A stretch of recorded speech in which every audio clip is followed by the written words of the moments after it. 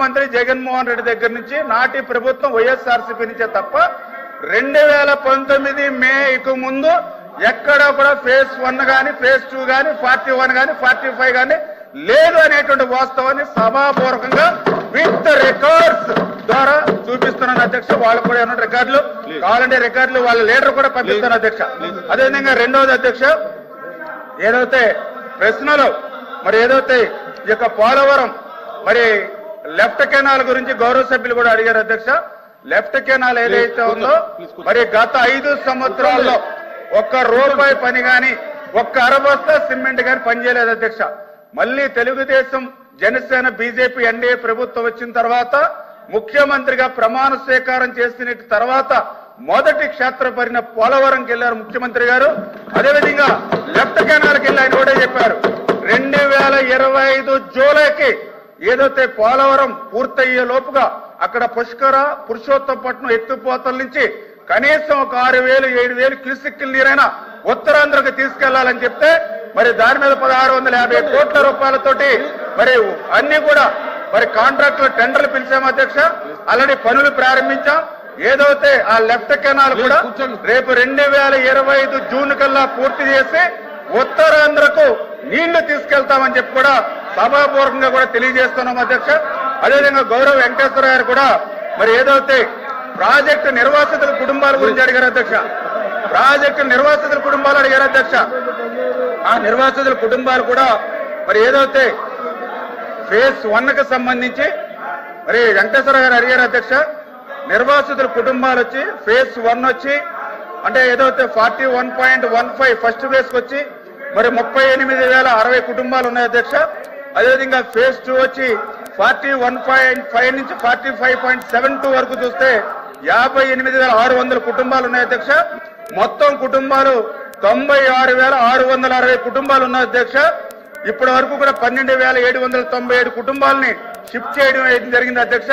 ఇక్కడ వెంకటేశ్వరరావు గారు కూడా దయ ఉంచి ఆయన కూడా గమనించమని ఏదైతే ఆ నిర్వాసితులకి 2016లో ఆనాటి ముఖ్యమంత్రి చంద్రబాబు నాయుడు గారు నిర్వాసితులకి 1000 కోట్లు ఇచ్చాడు అధ్యక్ష.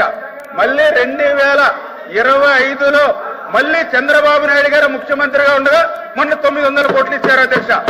2019 2024 5 సంవత్సరాల్లో ఈ జగన్మోహన్ రెడ్డి ఆ నిర్వాసితులకు ఒక్క రూపాయి ఇవ్వలేదు అధ్యక్ష. ఒక్క రూపాయి ఇవ్వలేదు అధ్యక్ష. ధన్యవాదాలు.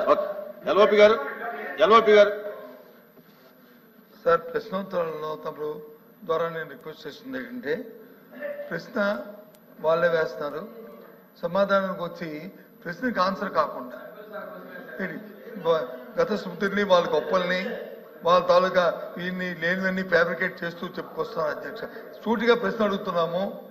సూటిగా మీరు పోలవరం ఎత్తుని తగ్గిస్తున్నారా లేదా, తగ్గిస్తారా లేదని అడుగుతున్నప్పుడు దానికి సమాధానం చెప్పలేదు కదా అధ్యక్ష. దాని వాళ్ళు ఏం చెప్తారు 20 వినండి మరి చెప్తుంది మీరు చెప్పిన సమాధానం మీరు చెప్పిన సమాధానమే. నేనేం ఫ్యాబ్రికేట్ చేయట్లేదు. I'm not fabricating any issue. I'm not fabricating any issue. మీ నోటి వచ్చిన మాట రికార్డులో చూసుకోండి. నేనేమైనా కూర్చొని మరి చెప్తాను. కూర్చొని మాట్లాడేయండి మంత్రి గారు. చెప్పండి, కూర్చోండి మంత్రి గారు మాట్లాడేయండి. మీరు మాట్లాడేయండి. ఎల్ఓపి గారు చేరి చెప్పండి. మీరు వాళ్ళతో కాదు మాట్లాడండి.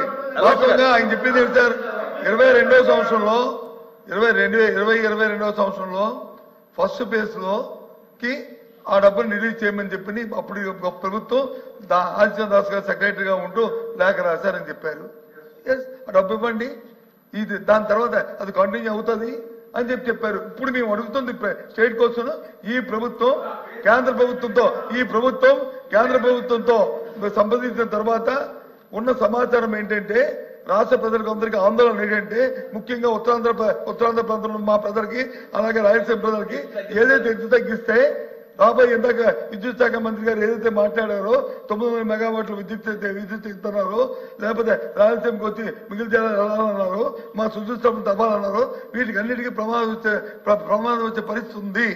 కాబట్టి తగ్గిస్తున్నారా లేదా, తగ్గిందని చెప్పండి. Yes record fine, no issue.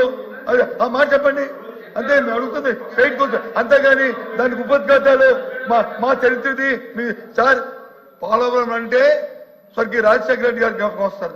నేను వెళ్ళాను దానికి హోమ్ మినిస్టర్ చేసినప్పుడు ఐఎమ్ ది మ్యాన్. మా అద్భుతమైన కార్యక్రమంలో నాకు పాల్గొనే అవకాశం భగవంతుడు నాకు ఇచ్చాడు. మేము మార్చారు రైట్ వీళ్ళు వచ్చి ఏం చెప్తారు సార్ వీళ్ళు అయినా సరే దానికి వెళ్ళట్లేదు ఆ గొప్పలు మేము చెప్పుకోలేదు.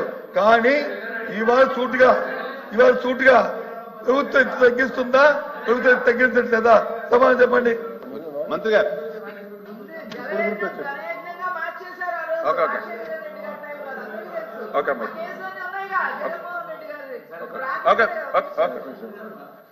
అధ్యక్ష చాలా క్లియర్ గా ఇప్పుడే చెప్తూ ఉన్నారు రాజశేఖర రెడ్డి గారు ప్రారంభించారని. మరి నేను అడుగుతూ ఉన్నా, మీకు ఆ రోజు మరి 151 సీట్లు ఇచ్చారు, 50% ఓట్లు ఇచ్చారు, 14 నుంచి 19 దాకా ముఖ్యమంత్రిగా మరి ఉన్నారు.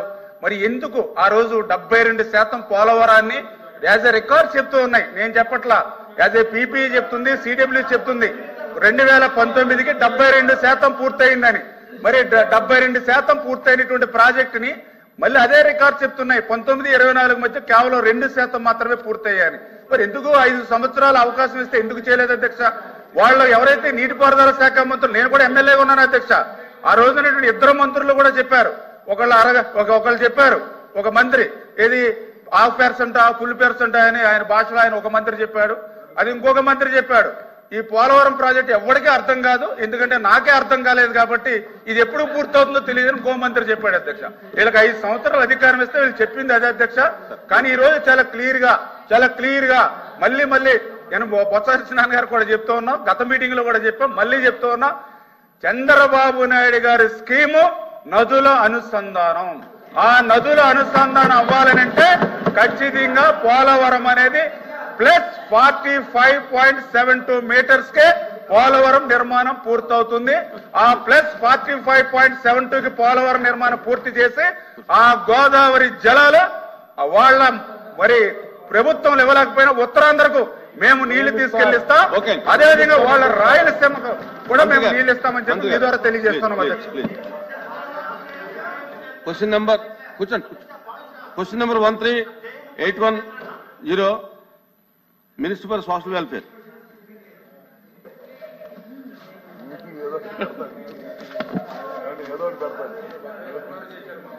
అధ్యక్ష, మొదటి ప్రశ్న సమాధానం. అధ్యక్ష, ప్రభుత్వ భవనంలో ఉన్నటువంటి 330 సాంఘిక సంక్షేమ బాలికల హాస్టల్స్ కి అవసరమయ్యే మరమ్మతుల కొరకు 2024-25 సంవత్సరానికి గాను 57.66 కోట్ల రూపాయల మొత్తాన్ని విడుదల చేయడం అయింది అధ్యక్ష.